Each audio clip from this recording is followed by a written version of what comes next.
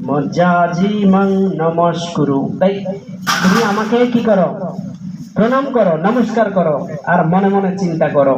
তাহলে কে শ্রেষ্ঠ যোগ, মানে কে শ্রেষ্ঠ? যে সব সময় আমার চিন্তায় থাকে সে হচ্ছে শ্রেষ্ঠ যোগী। সপ্তম অধ্যায়, ষষ্ঠ অধ্যায় 47 নম্বর শ্লোকে বলে যায়, বলছে কি, যোগী নাম মৌফি সর্বেশা মতগত রান্ত রাত্মনা। যোগ যোগ অনেকে অনেক রকমের করছে। গীতায় ভগবান বলছে, কেউ যদি আমাকে নিয়ে চিন্তা করছে, আমাকে নিয়ে পরিকল্পনা করছে, আমার কথা ভাবছে, আমার জন্য কিছু করার চেষ্টা করছে, সে হচ্ছে শ্রেষ্ঠ যোগী। সেটি গৃহ থেকেও করা যাবে। ভগবান বলেনি যে সবাই বনে আসতে হবে। তো সেই জন্য অর্জুন গৃহ থেকে সবকিছু করেছেন, পঞ্চপাণ্ডবেরা করেছেন। তাই সেই জন্য আমরা আমাদের জীবনে যেই পরিস্থিতি থাকুক না কেন, আমরা হয়তো গরিব হতে পারি, মধ্যবিত্ত হতে পারি, বড়লোক হতে পারি, যাই কিছু হোক না কেন, ভগবানের কাছে কিন্তু আমরা সবাই সমান। হ্যাঁ, জীবের স্বরূপ হয় কৃষ্ণের নিত্য দাস। দাসের মধ্যে আবার ভিআইপি দাস, বড় লোক দাস, এরকম হয় না।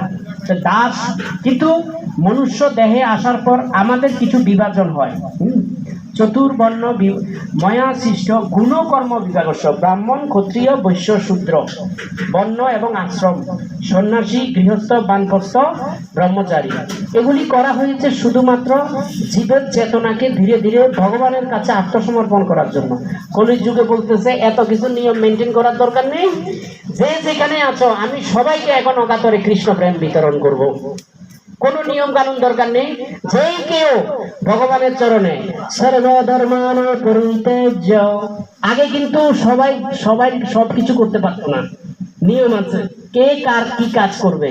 কিন্তু এখন সবাইকে একটি কাজ করতে বলছে, বলো কৃষ্ণ, ভজ কৃষ্ণ, কর কৃষ্ণ শিক্ষা। সর্বধর্মান পরিত্যাজ্য মাম একং শরণং ভজ, অহং তং সর্ব পাপেভ্য মোক্ষস্বামী মাং শুচম।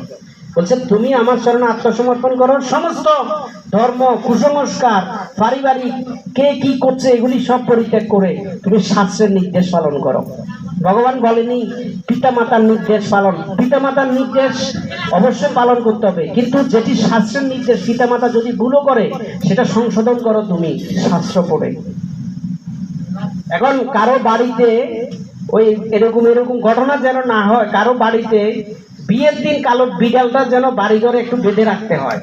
হ্যাঁ, এরকম যেন কাহিনী না হয়।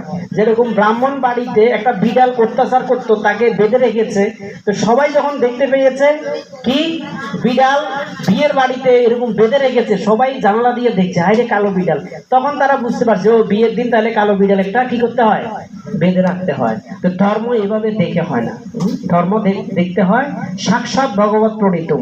আমাদের চোখ, চিন্তা সবই রয়েছে। আমার জন্ম হবার পর আমার বাবাকে, সেটা আমার মাকে জিজ্ঞেস করেছি, ভগবানকে জানার জন্য কার কাছ থেকে আমরা জানবো, কোথায় থেকে জানবো? আমরা বলি আমাদের সনাতন ধর্মে খালি নিয়ম কানুন। নিয়ম কানুন থাকতে পারে, বাজারে অনেক ধরনের ভেজাল জিনিস থাকতে পারে, কিন্তু ভেজাল জিনিসে আপনি যাবেন, সেটা দোষ কি ভেজাল জিনিসের না আমার নিজের?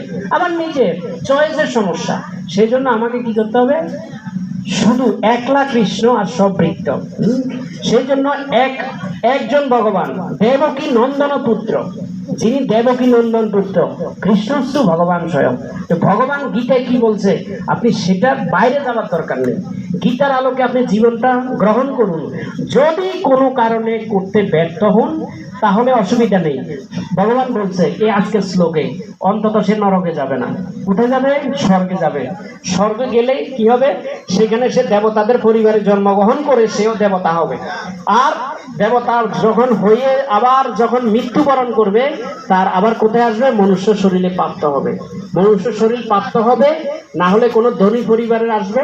আর যদি তিনি ধর্মকর্ম খুব গভীরভাবে করেছে, তাহলে সে কোনো বৈষ্ণব পরিবারে জন্মগ্রহণ করবে। তাহলে এটি পিতা মাতার আয়োজনে হবে না, এটি তার কর্মের আয়োজনে হবে। ভগবান কি করেন? প্রকৃতি ময়া দেখছেন ও প্রকৃতি সুচরাচরম। এই প্রকৃতির কাজ হচ্ছে এটা, আমরা পরীক্ষা দেব, কর্ম করব, আর প্রকৃতি সেই অনুসারে আমাদেরকে ডিজাইন করে ওই পরিবার, ওই পরিবেশে পাঠাবে।